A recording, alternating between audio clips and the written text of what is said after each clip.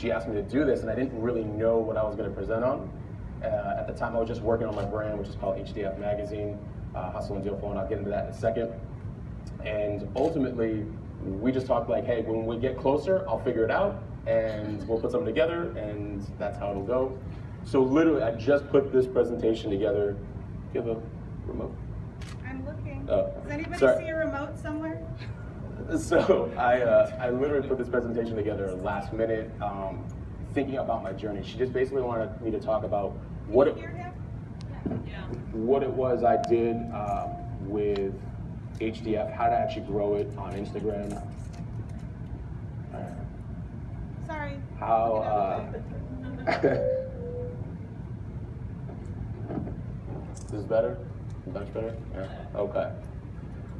So how I did it, growing my brand on Instagram, and what really went into my content, and just talk a little bit more about the journey. So I'm going to talk about that, but please, so these are where you can find me. But like Monique said, so anything you want to anything that you want to do, tweet, Instagram, Facebook, Periscope, I don't care. That's what we all do. I say that in other rooms, and people just still look at me like they don't understand what that means. So this is where you can find me. And today, I'm going to just talk you through what I did. It doesn't necessarily mean, you know, I mean, it worked for me, and I thought it was really important to show by what I went through and the ups and downs with my content, etc., versus just, you know, talking theory, right? So because I've been involved in digital strategy for a long time, and when you go into big brands, a lot of times they're like, well, what's the result? What's the result? And they want it now. They all want it now. And this room gets it, but a lot of other rooms normally don't. So I'm going to talk to you a little bit about what I've done, and not really, actually, I'll talk to you probably more about HDF. 5 things you need to know about content. You have to start somewhere, and my journey for making the best content out there. I take content really serious. It's not that I'm saying that I am the best. I'm constantly learning from really, really great mentors in this space. But every piece of content I have to put out, even when I first started, has to be the best for me at that time, because I know that that's where you really get the true engagement from other people. And then how I went from 500 to 35,000 in 4 months on Instagram, which has been very interesting to say the least. So with that, a little bit on my background, my background.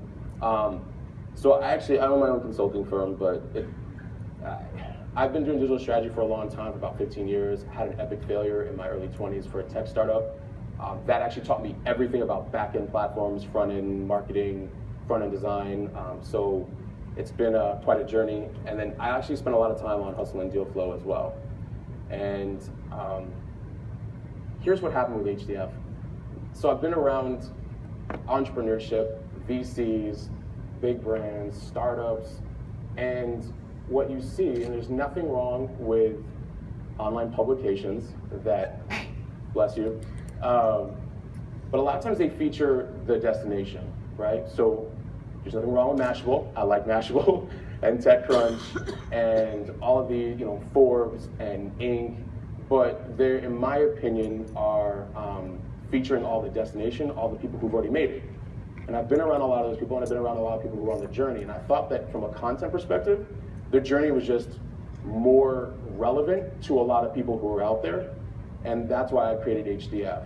I wanted to feature creators and makers and entrepreneurs from around the world and do candid interviews with them. And so I did it with people from Copenhagen, Tokyo, Hong Kong, Sydney, Montreal, DC, LA, Phoenix, Scottsdale, Chicago, Miami, New York, and I got a bunch more going, Argentina, Croatia. And I wanted to track the mindset, sort of like very Malcolm Gladwell. I wanted to know if they all have a certain way of thinking, since we're kind of moving into this new paradigm of like really wanting to do what you really want to do and not necessarily fitting in with what they were doing for their current company or endeavors. And so these people I featured, they're doing well. They're like 5, 6, 7, some of them are making 8 figures deep. Like they're doing really, really well. But because they're not necessarily a darling, according to, you know, if they just hadn't been found by some of these major publications, they're not featured. And I just think that a lot of them have this great journey and they're really new into their journey, so might as well tell their story, I know what it's like to be on the journey, and so I wanted to feature it on HDF magazine, and it just kind of went from there.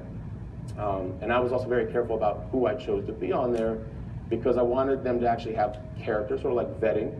I wanted them to have a really good character and like a core following, because there are people who are attaching to what they're doing, so they're already inspiring and being impactful. So my why, which I kind of went into, I wanted to create a brand. A lot of you guys have probably been in rooms where people ask, oh, your social media, like, what is it you do? And how do you grow traffic?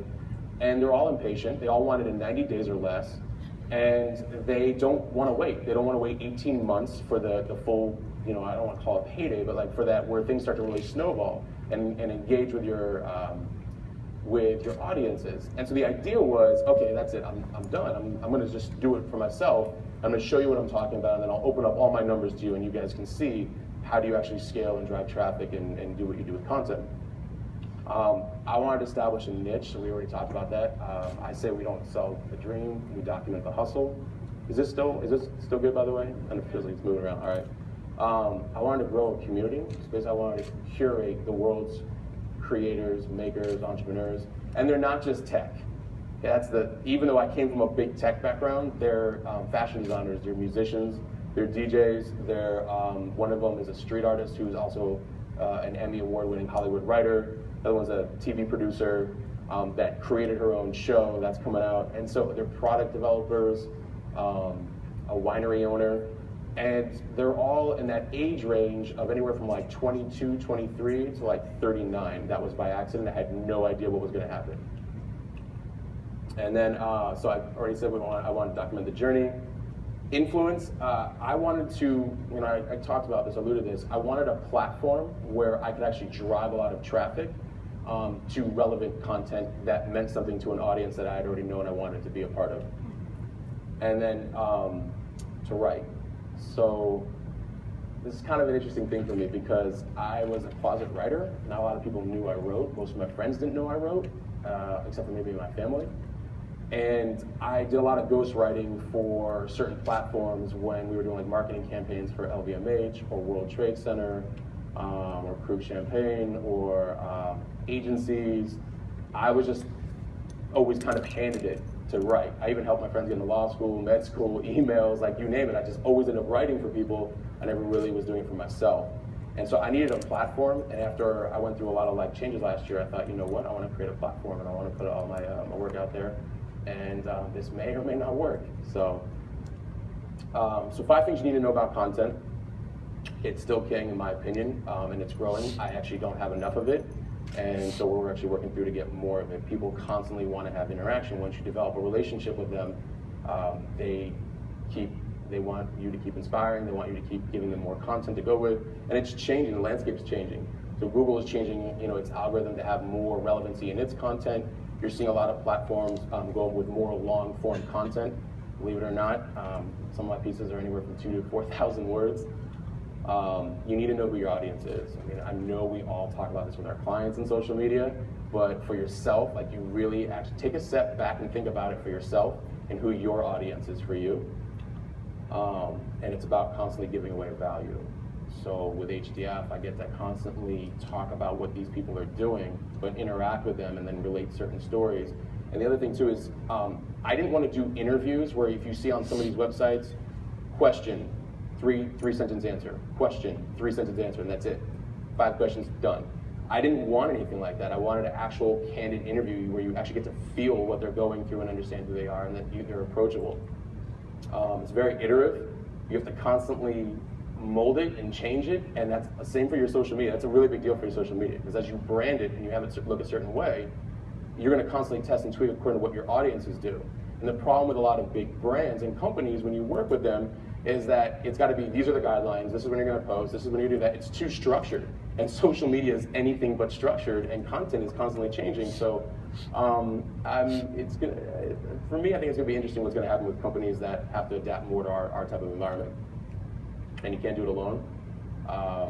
This is whether you are actually connecting with other, and a lot of the stuff, I'm sure you guys have probably heard so much of this over and over again, but whether you are doing guest blogging with other people or just connecting on social media. I think that the hardest part about social media for a lot of again, a lot of companies, they don't realize that it's simply social. It's what you would do offline, online. And so they're so like linear sometimes in their thinking that it's got to be, okay, we're not going to convert this. We're not going to, get involved with the community. We're just going to just post this. And it's not. It's very iterative, and you've got to grow with your audience. So this is one of the first, sorry, I keep thinking this over here. So this is one of the first people I interviewed. Alex Wayne owns So Bad, So Good. And I thought this quote was really appropriate, also because it was like my original branding, and it's all right. But when he did this piece on LinkedIn Pulse, and he said, what takes something to go viral? He says, the truth is nobody knows. So he had a piece that went viral 1 million times over, and he said that there is no master formula. And so I liked his article. I hit him up and I said, hey, I want to interview you. Here's my mission and my why. And instantly he said, all right, let's do it. And I didn't realize he gets like 2-3 million hits a month over in Sydney, Australia is where he created So Bad, So Good. And this was just perfect. He said, for all the hype and giant numbers you see around the web, Facebook pages with millions of followers, everyone started at 0. And for me, that actually was really helpful, because when I first started, I had like no hits. I had no, I thought I was just starting to put out good content, but I had no one really looking at my stuff. But it felt good that here's a man who a few years in, 2 years in, whatever, is getting millions of hits, and his email list is crazy long, etc. And he said, I like what you're trying to do. You need numbers? All right, let's put it into my email newsletter as well. I'm going to drive traffic to you. I appreciate what you're trying to do just for doing this interview with me. And it was cool, because I hadn't realized how much of the fact that you can't do it alone. So when you're out there and you start thinking through your content, you actually work with other people, and they like what you're trying to do, they'll help you. Just ask them. And now, I mean, it's crazy that some of the people I'm asking now to do these interviews, I never would have approached. And I'm getting a little bit ballsier, actually, with some of the people I'm asking, and they're pretty cool about it. So can I say ballsier on does it matter? No, it doesn't, yeah. Anything goes in this room, right, basically? Cool. So Q wanted me to talk about the journey of HDF, and then having that platform, and then how I leverage that into Instagram. So I started on LinkedIn Pulse. It did not look this way in the beginning. It actually looked this way. So this is where I got my voice. I used LinkedIn Pulse to test out my writing, and it's a big network. I mean, I had 1,500 people that I was connected to. I figured I'd get enough feedback on my tone, on where I was going with it. I wanted to try writing for the web, right? Because writing for the web is very different than, you guys know, you're all social media. And it's shorter sentences and lots of visuals. And I wanted to get a sense of where was I at before I actually just went out and made my own platform. And so I got to test here, and people would just send me emails, hey, I like the article, hey, you should try this, you should think about that. It was really helpful for me. And what I found, my very first article to this day is still the most trafficked article. So I don't know if that was just luck to push me to actually go do more, but I discovered a growth hack in the first article, which you guys are all very familiar with, in terms of mentions and how it works in social. But I did it in an article. So I talked about how the algorithm of Instagram changed, and how, because of the algorithm last year when they did those changes and what the Explore tab meant, it was how I found other people, other products, and started purchasing, and then tracking how we were all connected. And so I featured a ton of people in there. I then put the article out through to all of them to let them know that I had actually done a piece where I said, hey, I just want to thank you. We don't know each other, but I put out an article, you're in it. So I did the same thing you would do on Twitter when it's not as personal. It is, but it's not as personal. Let's be honest. You're on Twitter, like you add, thanks, right? So here I actually did on Twitter several different lines of all of these people, and so it drove a lot of traffic back to that. So that was my first real aha moment. Like, okay, if I could do a lot more connected culture type stuff, pieces, which none of those other pieces were, but that you can actually grow and scale things much faster, So that's what happened with that. Like I said, these were my original pieces. I went back after I started molding my brand more and I had my platform. Then I went back and I changed all these. And I changed them because, let's be honest, if we're talking about we do social media, we do digital strategy, you're being looked at. A lot of people, a lot of these companies, whether you're working for an agency or you're working for a client, they're looking at your stuff and they're asking you about it. And we were just talking, I don't know if Vincent, it was with you, we were talking about this really, something I learned from a mentor of mine, and I did want to bring this up.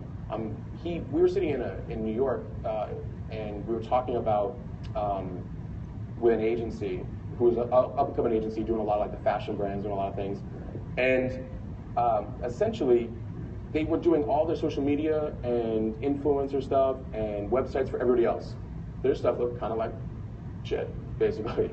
And he checked the guy and he said, I haven't decided if I'm going to go with you yet or not, but can I ask you why you haven't done your stuff yet?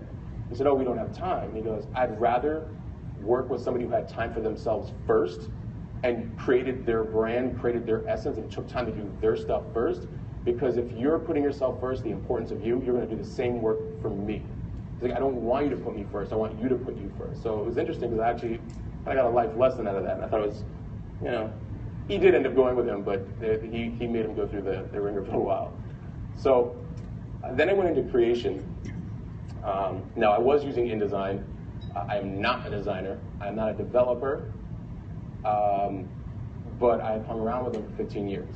So I better know something, anything, but still I'm not any of those things. So when I came across Canva, I was in love. I still am very much in love with Canva. I use it for everything. And there's a lot of Canva hacks that are out there, so that's probably a conversation for another time. But Canva is really helpful for every graphic you can possibly imagine. And if you think you can't, that's my website. So everybody's asking me who my developer, my designer is. It was me. Like they didn't. I mean, I at least knew WordPress, mostly. So I created the site, and I used all the graphics. It's all Canva. Well, I mean, some of it came with a template, but you get the idea. So that was really helpful for me in testing and tweaking and trying different things. And as you can see, like I'm playing around with all these different like windows inside Canva, and I go back because they save all your templates. So I went back and I would just kind of tweak the brand, and it was very iterative. Versus if you think about it, storing all your stuff, so you can go back and make changes really quickly versus kind of like pulling it back out, pulling it into InDesign, and doing this. So distribution. So this is, by the way, the article goes much longer than that. I get it, it's long. I've been told, please move to video, please stop writing so much, all this stuff. There are some changes that are coming up, but I'm glad I did the long form content. It is on the rise. If you guys want, check out Blendle, BLENDLE.com. It's out of Germany.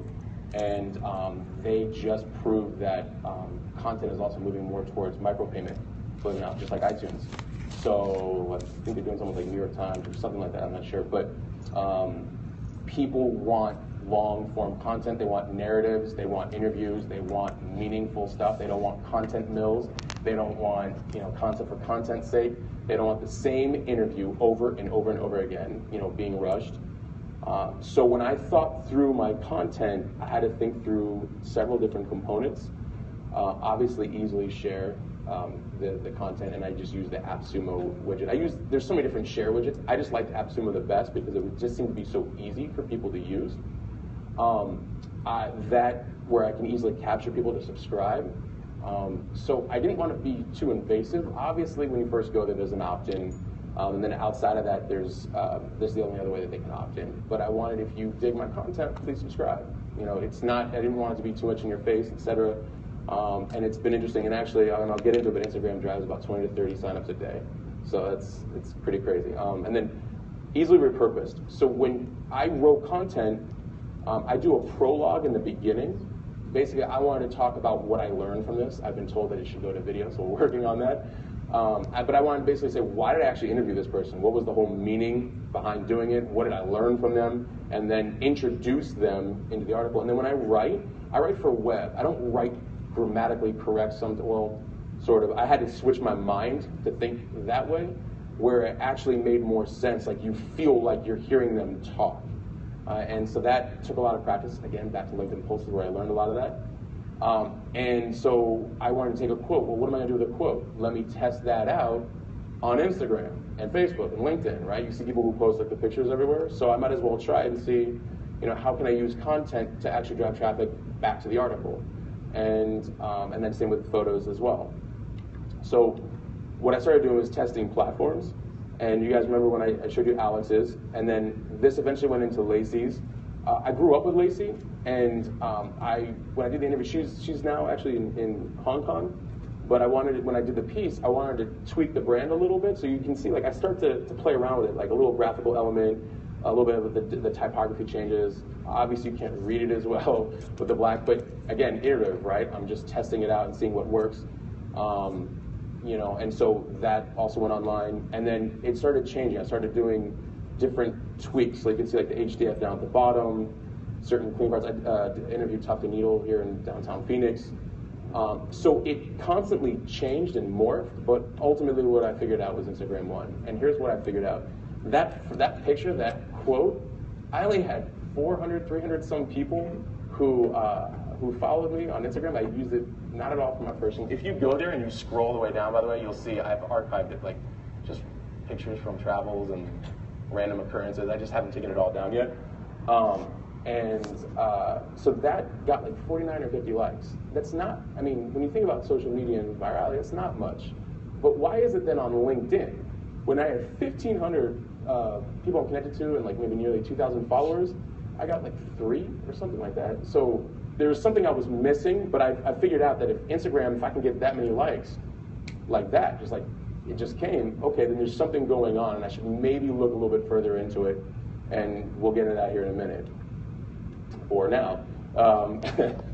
So when I first started creating these graphics, I wanted to show you a little bit more again with content, how things constantly evolve.